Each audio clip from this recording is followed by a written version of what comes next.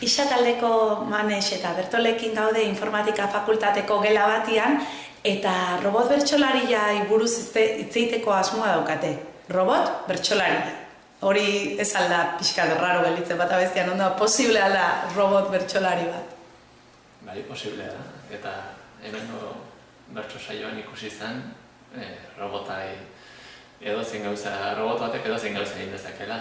Bai, etxea garbitu edo bertxotan egin. Eta hori nola lortzen da? Bueno, hor maila askotako dago ez, lana dago ez.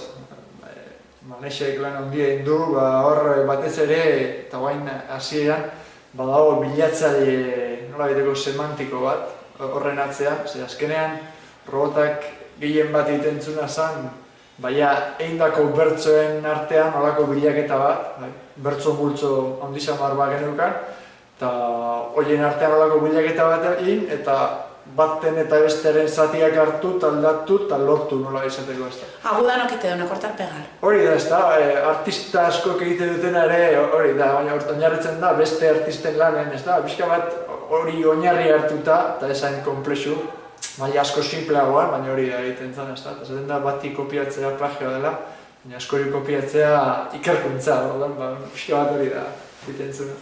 Zentzua badauka adibidez, horrela lortutako bertso bat? Gutxi. Bueno. Zerbait, bai, hori da, zailena, hain zuzen. Zailena da, eta, etorkizunean pixkat hortik jongo da lana, ez da, egindako bertsoari, zentzua ematea, ez da. Orain hori, pixka bat semantika erabiliz, eta bertso diferenten zatiak hartuta, aldatu daitezke hitz batzuk besteen gandik eta bertso diferenteak sortu. Hitz bat bere antonimoaren gatik ordezkatuta, edo aditz bat beste aditz baten gatik, eta sortzen dira oso nahiko zentzunak edo ez, segun, ez da. Etorkizunean pixka bat osa konplexuak egin nahi ditugu, eta hori izango da pixka bat utzetik olako bertsoa sortzea. Gaur egun egiten dugun gauza bat, baina guztiz bertso zentzugabea sortzen duna oraingoz, ez da. Baina horren helburua ez da izango, edo bai. Euskal Herriko bertso finalean robot bat egotia pertsona baten ordezpen.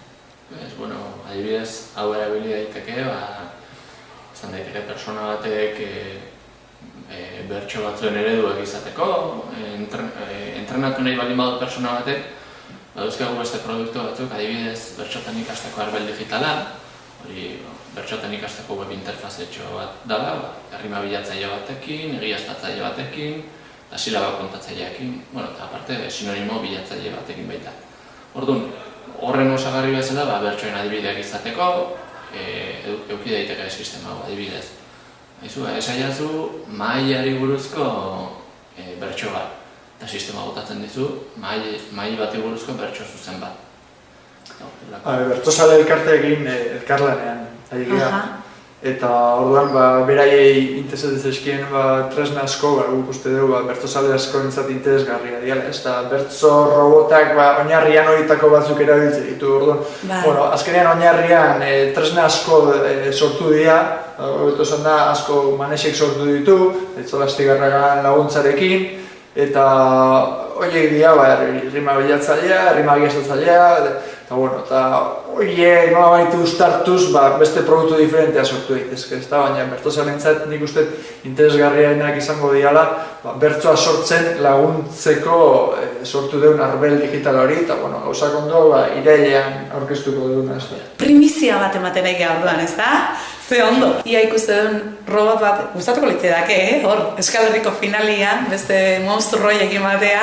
Oso zaila izango da. Baina segi lanian eta animo, eskerrik asko. Zuri.